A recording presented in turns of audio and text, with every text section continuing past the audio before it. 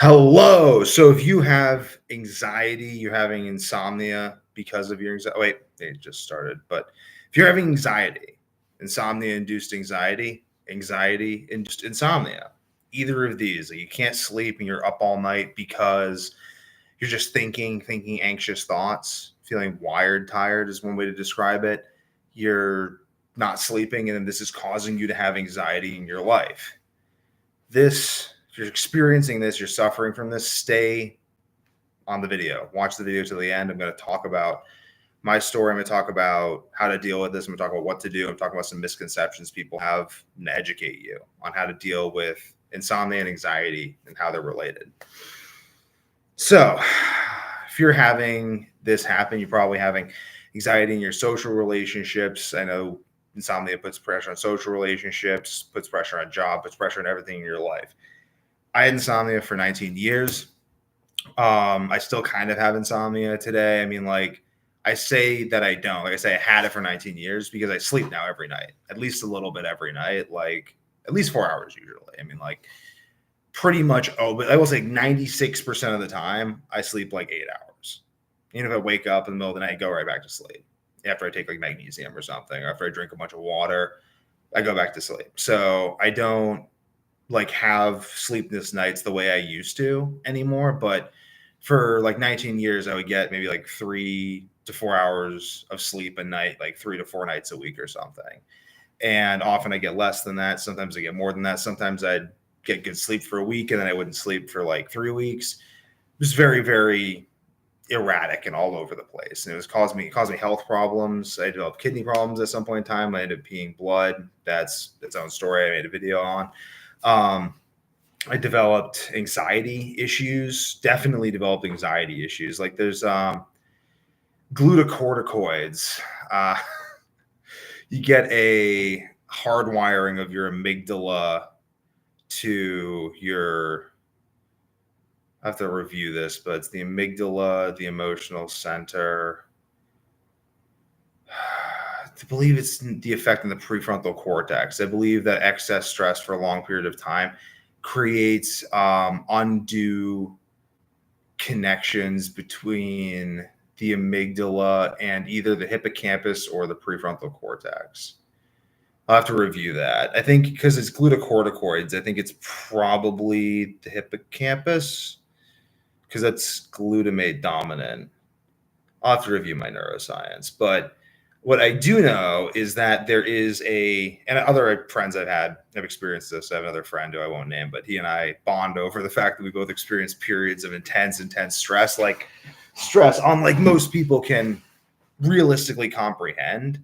And it just changes your brain. So you have like a hyperactivated fight or flight mode, like all the time, almost like I just do. And I've noticed that was distinctly from like a period of my junior year where I had like a really, really bad insomnia for like, I was like poop blood, pee blood. I ended up with like really, really bad anxiety from that lasted like years. Cause like my brain just like wouldn't like shut off. It wouldn't stop freaking out about everything all the time. Like I recognize, I know the neuroscience. So I'm like, okay, I've like messed up my brain's adrenal axis and all that stuff because of prolonged periods of excess stress. And I'll make videos on that because that's this whole other topic. But this anxiety, insomnia feedback loop, that also the anxiety feedback loop is definitely something to be aware of. So, basically, so I was just sharing my story. So I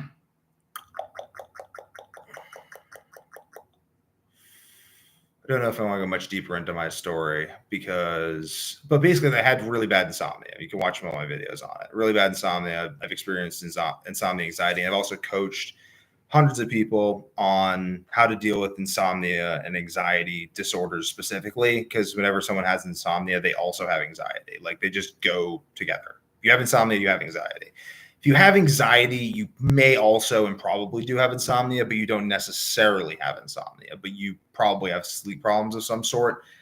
Even if you don't characterize them as insomnia, even if they're infrequent. Like anxiety and sleep disorders go hand in hand. You can't really get one without the other. Or at least to be very, very uncommon to have. No, there are people actually who do have anxiety without insomnia, but it's more of like it's less of a hyperactive anxiety, and it's more of like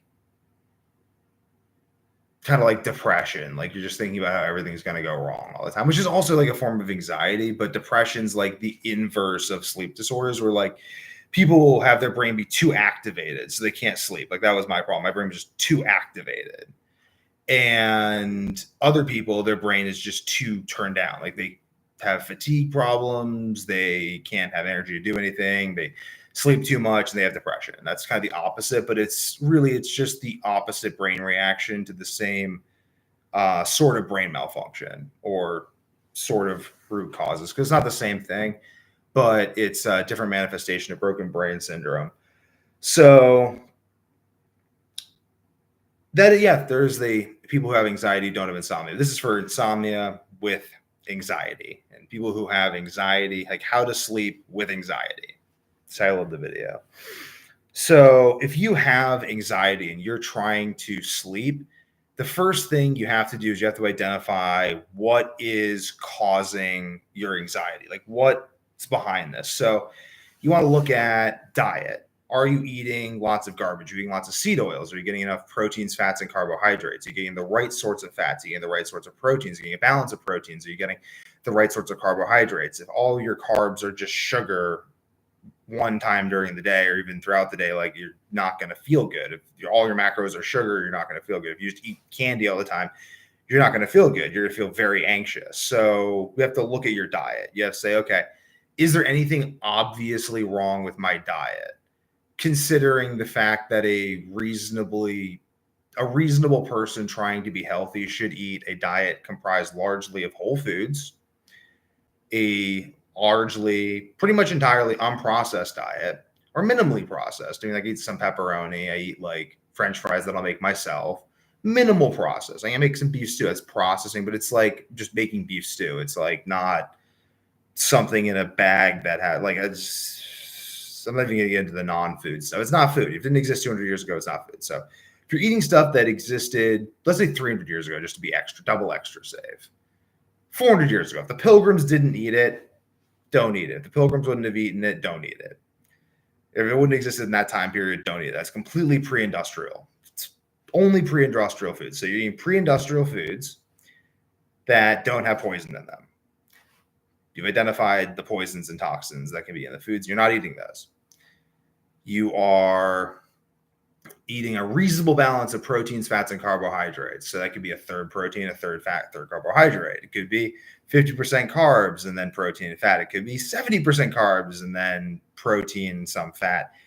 Provided, I mean, if you're eating that and you have anxiety, maybe increase your protein and fat. So this is what we're looking at. So we're looking for like imbalances. If you're eating exclusively fat, maybe change that. If you're eating only protein and fat and you have anxiety, you either need electrolytes or carbs or something. Like we're looking for lack.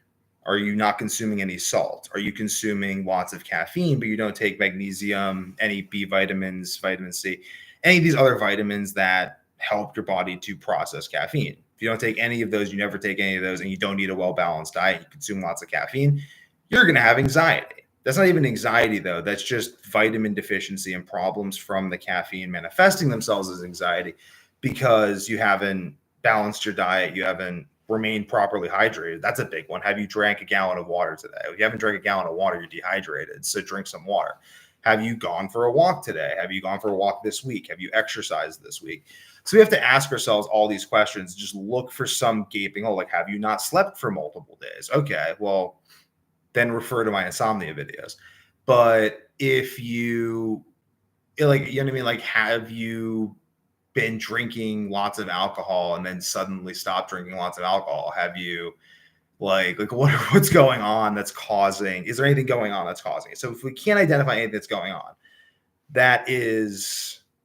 then we have to like really look. We should say, okay, we should start maybe eliminating foods We should, I mean, but really though, that'd be a first. Like if someone doesn't thinks they're doing all the stuff I just mentioned perfectly, and they still have anxiety and insomnia or still have anxiety, shoot me a DM, leave me a comment, because I'd be really surprised. And then I could talk to you and you could figure out exactly like what you're doing. Cause I still think you're messing up one of those things. Like, even if you think you're not, you're messing up. Like if you've eliminated all the toxic stuff from your diet, you've balanced your macro and micronutrient needs, you are living a balanced lifestyle, drinking plenty of water, getting a reasonable amount of exercise, and yeah, if you're just doing that, like I'd be very surprised if you're having insomnia. Very, very, very, very surprised if you're having insomnia or anxiety at all.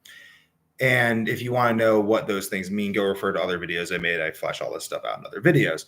But that's really like, this is how you deal with it. So take magnesium. That's a great thing. Like let's say you're watching this video right now. You're experiencing insomnia right now. You're experiencing anxiety right now. And you're like, how do I fix this now? Go get some magnesium glycinate, pure magnesium glycinate, and take pure magnesium glycinate. Take some electrolytes. Make sure there's no nonsense in them. Drink a bunch of water, and then take some vitamin D. Make sure there's no nonsense in the vitamin D. If you do those things, you'll probably go to sleep, like really quickly within like the next hour. Like take a nice shower, kind of relax a bit. If you don't, then there's something deeper going on. There's probably maybe gut dysbiosis. There could be probably food intolerances, could be autoimmunity going on. There could be reactions to various medications you could be going through. Isn't magnesium stimulating for the adrenals? Notice I'm more energetic. Magnesium is necessary for hundreds and thousands of biological functions in the body. Some of those functions stimulate the adrenals. Typically, magnesium is thought of as relaxing. Typically, the effect of magnesium is relaxing. If you're magnesium deficient and you take magnesium, you could become energized because you do also need magnesium for production of energy in your body. If you take stimulants, especially Adderall or Ritalin or any amphetamine-based stimulant, then you take magnesium, you will feel more energetic because it helps the stimulant work better. You'll also feel more relaxed and less anxiety because it will help your brain work better, help your brain produce serotonin, help your brain produce dopamine, help your brain regulate cortisol, help your neurons fire properly, help everything, help your muscles relax, help you process vitamin D, help you synthesize testosterone, help you synthesize melatonin. Like you just use it for so much stuff. So I hope that answers your question. Not really. It's not really just stimulating for the adrenals. It's more of an essential vitamin that also most people are deficient in magnesium. That's the reason I recommend it so much, is because it's like, I think like 90% of the population is deficient in magnesium. It's just really, really common. And we'll look into like ways they assess deficiency and all that stuff. But magnesium deficiency, I can guarantee you, I mean, it's super common. One of the best things, one of the easiest things you can do. And one of the first things I have all my paying clients do is I just say, hey, magnesium, take the magnesium supplement, like at least a little bit. And the amount depends on you and your needs, but pretty much everyone benefits from magnesium. Like immediately you take magnesium, you're like, wow, I just feel way better. I start sleeping better. I feel more energetic. And energy and sleep go together. Often we can't sleep when we have anxiety. It's not even that we have too much energy, it's that our body can't generate energy via healthy ways. So it has to use stress processes to generate energy, but that's something for other videos. So if you're experiencing anxiety-induced insomnia, like drink water. First thing, drink water. Then like eat something, probably something fatty and with protein because you're probably hungry, you probably have low blood sugar. Then take some magnesium, take some electrolytes, and that'll take you a long way. And then beyond that, look to your diet, look to any imbalances going on. Make sure you get outside during sunlight hours. And if you've done everything perfectly and you still can't sleep, leave me a comment, shoot me a DM, because I guarantee you you're wrong. Pretty much guarantee you're wrong. Or if not, then there's metabolic dysfunction, gut dysfunction. Check out my other videos because I go into all this stuff in more detail. And if you want me to cover something that I don't have in this video or other videos, leave a comment. Leave a comment on another video. Let me know. Say, hey, Devin, I'm really interested in this. Let me know. I'm always looking for ways to make videos that can help people with insomnia, with anxiety, with health problems, because that's like the point of me doing this, is to help you guys. So leave a comment. Say, hey, I'm curious about this. I don't understand this. And I will do my best to direct you to a resource for that. If you've watched all the way to the end, like, comment, share, subscribe. And what about all this subconscious mind thing?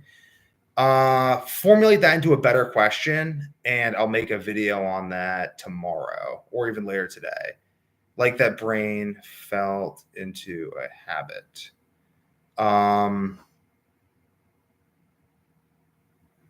Thank you. Thank you. Subscribe to everyone else if you haven't already. Like, comment, share. And I will be continuing this live stream. This live stream is going to continue at 3 p.m. every day. I'm going to aim for like 3 p.m. every single day, do a live stream. At least I'll do other videos too, but I want to make the live stream a regular thing at 3 p.m. Stay tuned.